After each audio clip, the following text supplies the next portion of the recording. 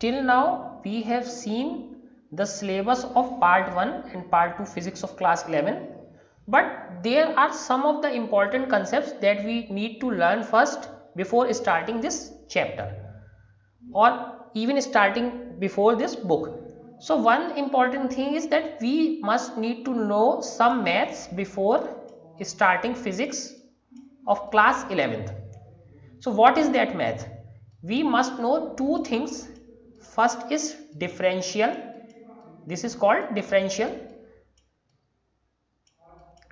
So please mind my handwriting because I am writing with a mouse and I don't have anything to write on. So I am using a mouse to write. So my handwriting is not very good. Second thing is integral. So we have two things. One is differential, second is integral. So what is differential? Suppose we have something like this. This is x-axis, you know, this is y-axis. This is y-axis, this is x-axis, and we make a graph. We make a graph. So graph, all of you know that how do we make graph? We simply have a equation of points given and we make this graph.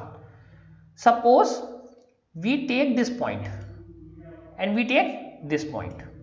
We take 2 points, point A and point B. Now we need to know what is the slope. What is the slope? So how do we calculate slope? So this is very important. So listen very carefully.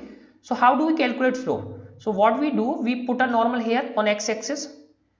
We put another normal from B on the x-axis. Similarly, we put a normal here on y-axis from B, another normal from A on y-axis. So this is how do we draw normal. So this first point, let us write its XA, XA or X1. This is XB. That means B point on x-axis. Similarly here, this is going from B, so this is YB, YB. This is YA. Now we have to tell the slope. What is slope of this line?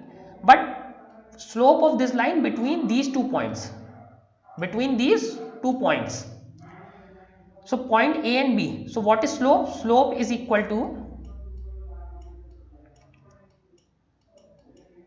difference on y-axis. Difference on y-axis. So if this is origin 0, so this total length is YB. This total length is YB. YB minus this length YA divided by difference on x-axis. Difference on x-axis. This we will understand later why we are doing so. So here from 0 to XB, total distance is XB minus this distance is XA. So we have slope is equal to YB minus YA, XB minus XA. So this is our slope. Now we can also write this as, in terms of mathematics, when we take the difference, so we can simply write as delta y. Delta y means difference between two y quantities. So here we have only 2 points, so we can simply write it delta y. So this difference is delta y. So now what is the difference xb minus xa? Let us write it as delta x. So what is the slope? Delta y upon delta x. So this is our slope. This is our slope. Now let us come to trigonometry. Let us come to trigonometry.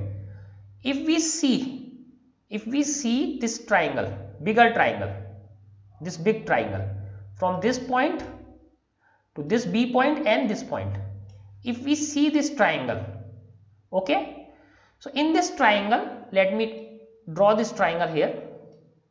So any triangle, so this is some angle theta, this is some angle theta, and you know this is hypotenuse, just in front of angle.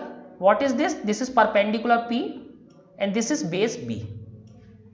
Now if you see here, what is this? This is y axis. Y axis is equal to perpendicular.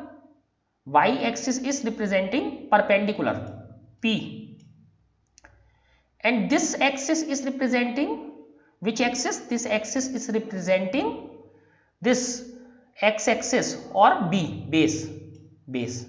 So here y axis is perpendicular type of structure or perpendicular. If you see y axis, so y axis is here, it is similar to base, equal to base, sorry, perpendicular. Y axis is similar to perpendicular.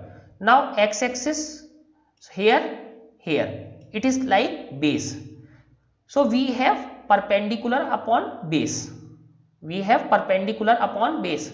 Now what is perpendicular upon base in trigonometry? That is called tan theta. What is tan theta? Perpendicular upon base. That's why slope is also called tan theta. Slope is also called tan theta. Listen it once again. If we see in the same diagram, what will happen? Let us see once again. Now let me remove some of the drawings. First let me remove this as well, this and this. After removing this, yeah, so we need, what is the slope? What is the slope of this line? Slope means tan theta. Slope means tan theta. So again what we do, we put an imaginary line here. If this angle is theta, this angle is also theta, because both are same angle, both are same angle. So this angle is theta, this angle is also theta. Now so theta, what is the angle theta here? Theta angle is this difference, that is YB minus YA. So if you see here, YB minus YA, so tan theta is equal to YB minus YA. That is perpendicular. This is YB minus YA, and on this axis XB minus XA, that is tan theta, and again this is equal to delta Y upon delta X. So tan theta is slope is equal to tan theta is equal to delta Y upon delta X. Now let us understand what is the use of this. Suppose we have a graph. On this axis we have time, this axis we have position. So just by taking the slope of this graph, let us take the slope of this graph. So what we can tell, delta X, that means change in position upon change in time. So what is this? This will become velocity. Change in position upon change in time is velocity. Similarly, if this thing is velocity itself, velocity with time, how the velocity is changing with time, then what will happen? So this is delta V, y axis is delta V, x axis is delta t. So change in velocity with change in time, what is that called? That is called acceleration. So now you can understand what we are getting through this differential or slope. So we are first discussing this differential part, that means slope. So using slopes we can get velocity, acceleration and many other things. Another example is that it is not necessary that position, you know that if something is moving, position will change with time. So we get some velocity. If velocity is also changing with time, that will give us some acceleration. Now third case, there can be a movement where velocity is changing with position. Suppose on the road, there are some kind of road which is slopy, which is upward, and there is a road downward. So here your velocity will be less, here your velocity will be high. So velocity is also changing with position. On this position velocity is low, here velocity is high. So we can also make graph between velocity and position. So on this axis velocity, this axis position. So this will change. So initially velocity was low, then velocity will be high. So at different position velocity will change. So using the slope concept, we can see how the things are changing with one thing is changing with another constant thing or another parameter.